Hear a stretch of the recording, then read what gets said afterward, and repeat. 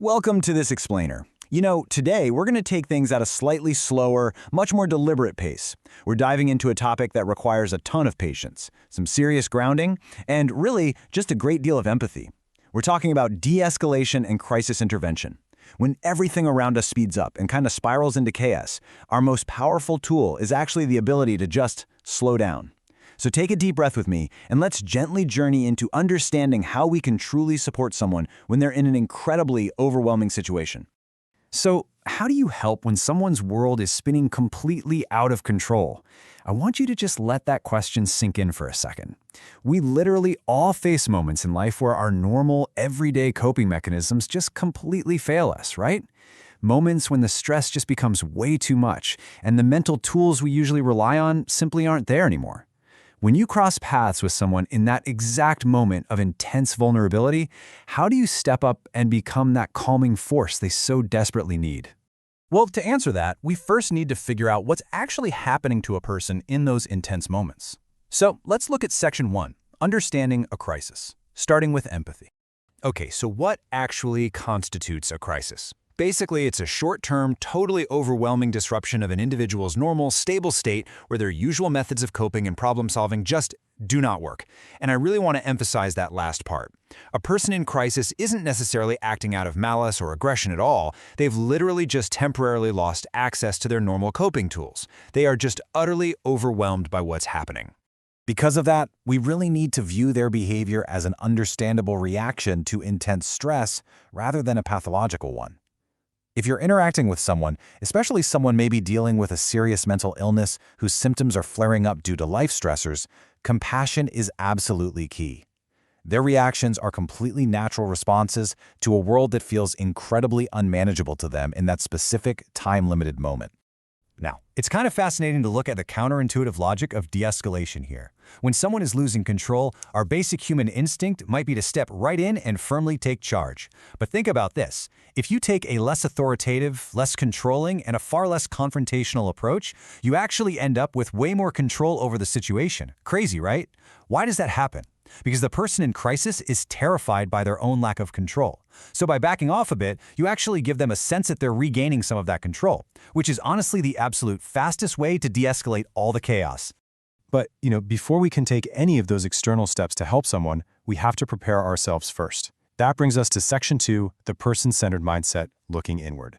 Helping someone effectively actually requires a really good balance of two things: external and internal skills. Our communication and action skills are the observable things we do: our words, our posture, our tone of voice.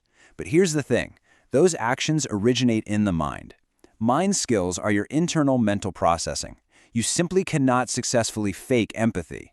If you want to outwardly show compassion, your internal mindset has got to be fundamentally rooted in valuing the other person. This exact mindset is beautifully captured by Carl Rogers, the originator of the person-centered approach. He said, "Clients are the only experts in their own internal world." We have to deeply, truly trust the individual's own internal resourcefulness. No two people are the same, right? Their emotional development is shaped so uniquely by their own lives. We aren't there to fix them, we're just there to provide the safe conditions that allow them to find their own answers.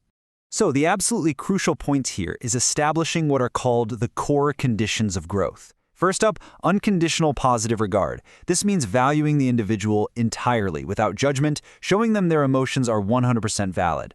Second, empathy, truly attuning to their emotional landscape without imposing your own personal interpretations on them.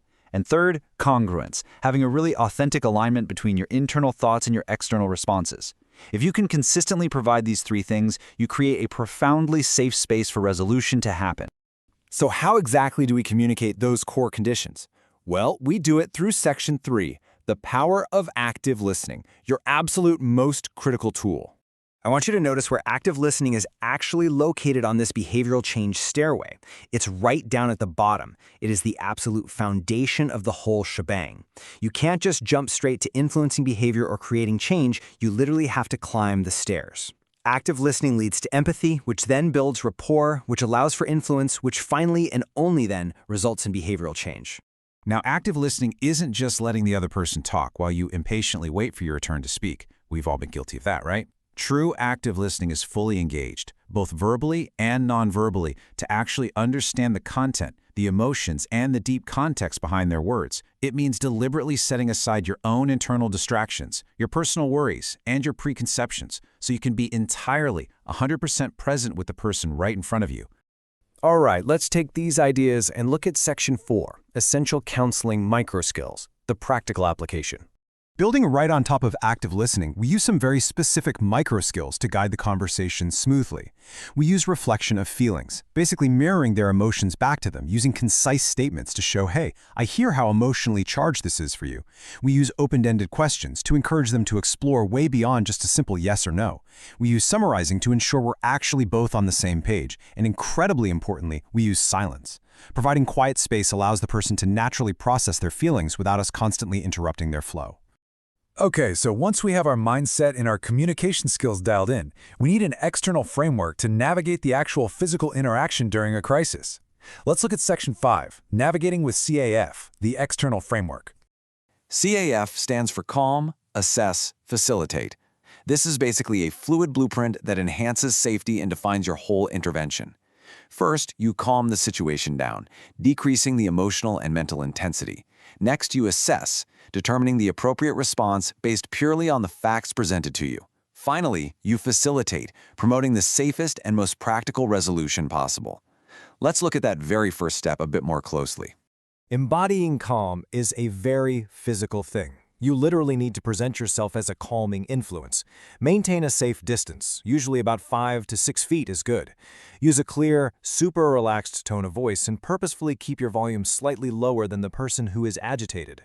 Adopt a well-balanced, completely non-threatening posture. Remember, an individual in a crisis might be terrified by their environment. Your physical presence must softly but clearly signal safety, not intimidation. And your verbal communication during this calm phase is just as important as your body language. Use I statements to own your perspective. Focus strictly on the here and now, the immediate present moment. Continually validate and accept their feelings, because remember, to them, their reality in that exact moment is completely valid.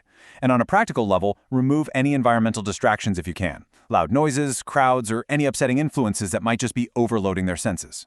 Slowly and patiently, as the intensity finally starts to decrease, we move toward the final stage. Section 6, Facilitating a Resolution, Finding a Disposition.